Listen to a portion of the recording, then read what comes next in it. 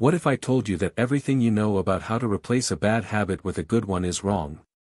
Stay with me for 2 minutes.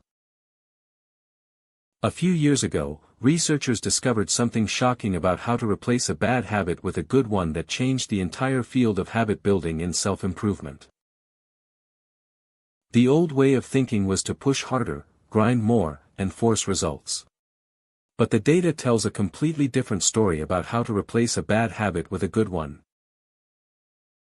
Here is what actually works. Step 1. Simplify. Remove everything that does not directly move the needle on how to replace a bad habit with a good one.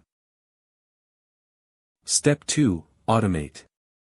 The best performers in habit building and self-improvement build systems that handle how to replace a bad habit with a good one on autopilot, freeing their brain for what matters. Step 3. Measure. What gets measured gets improved. Track your progress on how to replace a bad habit with a good one weekly, not daily. Daily tracking creates anxiety. The people who fail at how to replace a bad habit with a good one all share one thing in common: they try to change everything at once instead of focusing on one thing. Here is the one thing to focus on this week.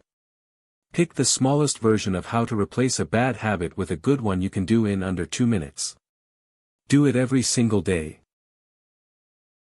The compound effect is real. Tiny actions on how to replace a bad habit with a good one today become massive results in 6 months. Start before you are ready. Subscribe for more habit building and self-improvement strategies that actually work. Drop a comment telling me your biggest challenge with how to replace a bad habit with a good one.